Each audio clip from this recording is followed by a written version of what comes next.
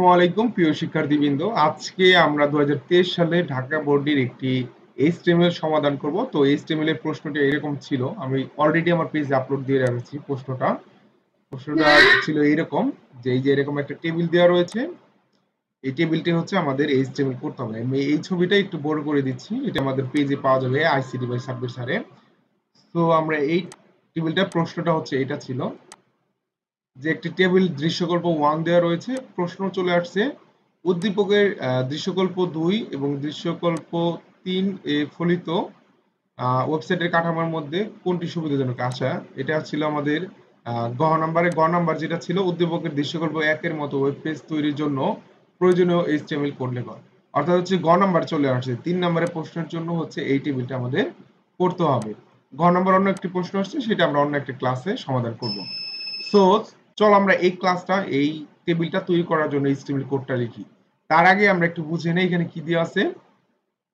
একটা টেবিল দেওয়া আছে, টেবিলের মধ্যে একটা হেডিং দেওয়া আছে এ এন্ড এইচ কোম্পানি লিমিটেড। এক পাশে দেওয়া রয়েছে অর্ডার লিস্ট, আর এক পাশে দেওয়া রয়েছে আনঅর্ডার লিস্ট। এবং অর্ডার লিস্টের নিচে একটা লিস্ট দেওয়া আছে, আনঅর্ডার লিস্টের নিচে একটা লিস্ট দেওয়া আছে। খুবই সহজ একটা টেবিল, টেবিলের মধ্যে লিস্ট। সো আমরা এটা খুব সহজেই করতে পারবো। চলো আমরা শুরু করি। তো আমরা এটার জন্য হচ্ছে একটা প্রজেক্ট ফোল্ডার নিয়ে নিব এবং হচ্ছে আমরা এখানে লিখে নেব Dhaka board. Dhaka board just হচ্ছে এটা আমি ওপেন করছি। ফোল্ডারের মধ্যে হচ্ছে আমরা একটা এইচটিএমএল ফাইল নিয়ে নিব।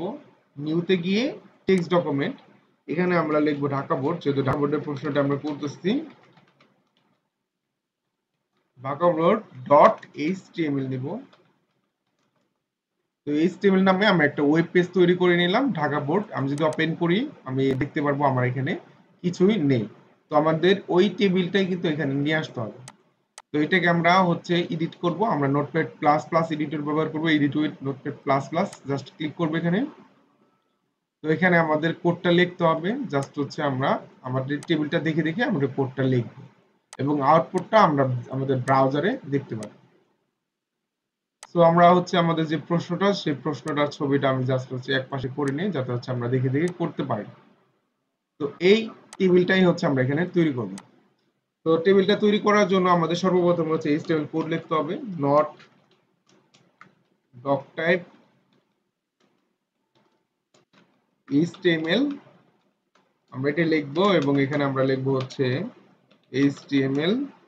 এর পরবর্তীতে আমরা হেড লিখবো, হেড সেকশন, এবং এরপরে হচ্ছে আমরা লিখবো টাইটেল। কিন্তু আমাদের এখানে কিন্তু টাইটেল বা এরকম কোনো কিছু চাই না। তারপরে আমরা এসে টাইটেল ট্যাগ শুরু, টাইটেল ট্যাগ শেষ দিয়ে রাখলাম। জাস্ট যেহেতু একটা টেবিল করা আছে, টাইটেল জাস্ট আমরা একটা টেবিল নরমাল দিয়ে রাখতাম। এটা যদি না দিতাম তাহলে কিন্তু হতো। জাস্ট আমরা দিয়ে রাখলাম, ফরম্যাটটা সাজাই, হেডটা শুরু হেডটা শেষ। এরপরে শুরু হবে বডি, বডি ট্যাগের শুরু হয়েছে এবং বডিটা কি হবে শেষ হবে। এইচটিএমএলটা শুরু হয়েছে, এইচটিএমএলটা আমার কি হবে শেষ হবে। এটা হচ্ছে আমাদের কি একটা ওয়েব পেজের স্ট্রাকচারটা আমরা তৈরি করে ফেললাম। এখন হচ্ছে আমরা এই যে টেবিলটা আছে মেইন কাজ, আমরা এটার মধ্যে এই বডি ট্যাগের মাঝখানে আমরা সেটা করব। সো আমরা এটা যদি করতে যাই তাহলে কি করতে হবে, আসো আমরা হচ্ছে এটা দেখি। তো টেবিলটা শুরু করার জন্য আমরা অবশ্যই কি করতে হবে, টেবিল ট্যাগ ইউজ করতে হবে। Table border, table border, table বর্ডারে একটা ভ্যালু দিয়ে দিতে হবে 1 দিলাম এবং টেবিলটা একটা শুরু হয়েছে, টেবিলটা একটা কি হবে শেষ হবে, টেবিল ট্যাগ শুরু।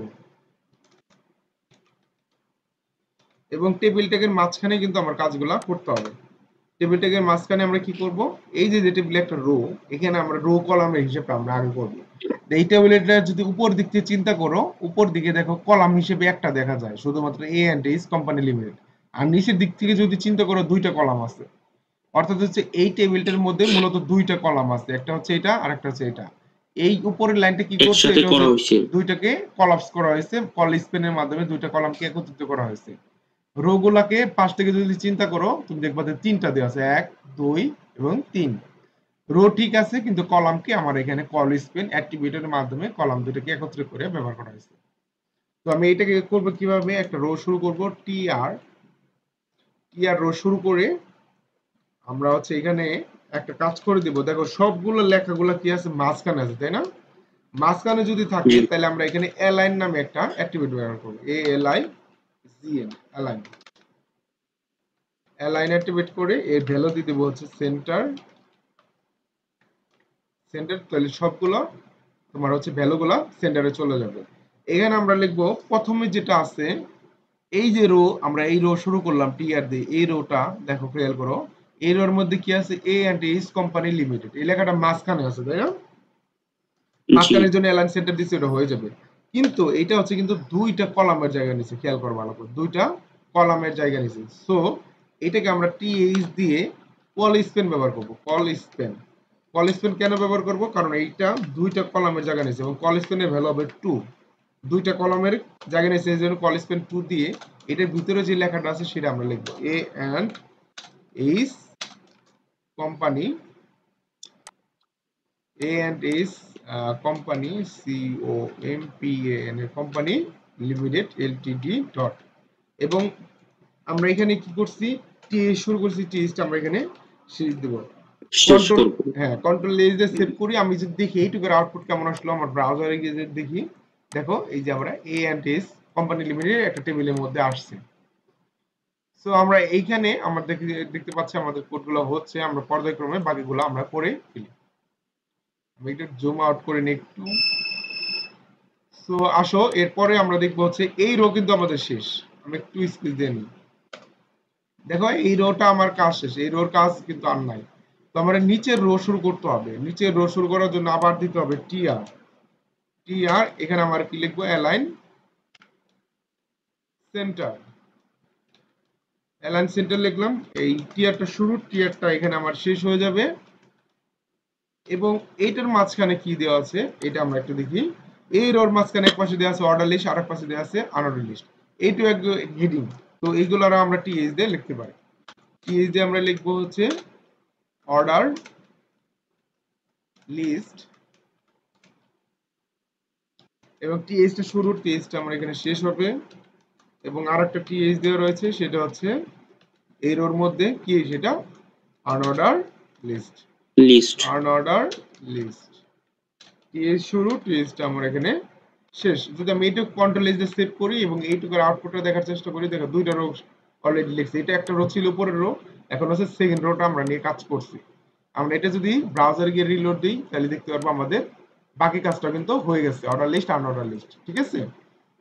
জি স্যার। এখন হচ্ছে আমরা পরবর্তী কাজগুলো দেখব। পরবর্তীতে কি আছে, এই অর্ডার লিস্টের এই যে বাম পাশে আছে আর একটা রো শুরু করব, আরেকটা রো শুরু করি আমরা টিআর দিয়ে, আমরা শুরু করি টিআর। প্রত্যেকবার অ্যালাইন সেন্টারটা আমরা দিয়ে নিব কারণ সবগুলা মাঝখানে আছে।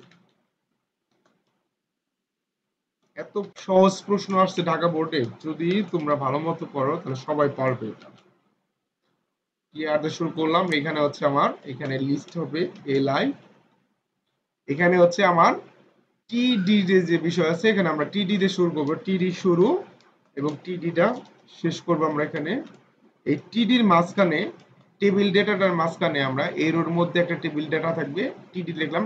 এই টিডির মাঝখানে আমরা এই লিস্টটা ব্যবহার করব। তো টিডির মাঝখানে লিস্ট কিভাবে ব্যবহার করব, নেস্টিং ট্যাগ, একটা ট্যাগের মাঝখানে আরেকটা ট্যাগ কোন ইউজ করতেছে আমরা, এর বলে নেস্টিং ট্যাগ। তো এখানে আমরা লিখব হচ্ছে ধরো ওএল, যেহেতু অর্ডার লিস্ট, ওএল টাইপ দিব। টাইপ হিসেবে আমার কি দেওয়া আছে এখানে রোমান সংখ্যার আই দেওয়া আছে বা 1 দেওয়া আছে, তাই না? তো ওএল টাইপ 1, ওএল টাইপ শুরু, ওএল টাইপটা কি করব এখানে শেষ করব, শেষ করে বুক পেপার নোটবুক লিখব। এর মাঝখানে লিস্ট আইটেম হিসেবে তিনটা আইটেম দেওয়া আছে, এলআই দিয়ে, এলআই ট্যাগ শুরু এবং হচ্ছে এলআই ট্যাগ শেষ। এখানে তিনটা লিস্ট দেওয়া আছে, এর জন্য তিনটা এলআই আমি দিই, তিনটা এলআই দিলাম। জাস্ট এখন আছে আইটেমগুলো বসাই দেব। কি আছে আইটেম এখানে, প্রথম দেওয়া আছে বুক, বুক, এরপরে দেওয়া আছে কি পেপার, PAPER পেপার, এরপরে কি দেওয়া আছে নোটবুক। এই লিস্টটা যদি কন্ট্রোল এস দিয়ে সেভ করি, আমি যদি ব্রাউজারে যাই, দেখো আমার ব্রাউজারে এক পাশে এই লিস্টটা চলে আসছে না, সেম টু সেম। জি, আর এক পাশে আনঅর্ডার লিস্ট আছে, জাস্ট ওটা আমরা এখানে বসাই দিব, তাইলে আমাদের প্রশ্নের অ্যানসার হয়ে যাবে। তো order list, UL unordered list, টিডির পরে আরেকটা টিডি হবে আনঅর্ডার লিস্ট, রাইট? টিডি আরেকটা টিডি হবে, টিডির পরে টিডি শুরু, টিডি শেষ। এই টিডির মাঝখানে হবে ইউএল টাইপ।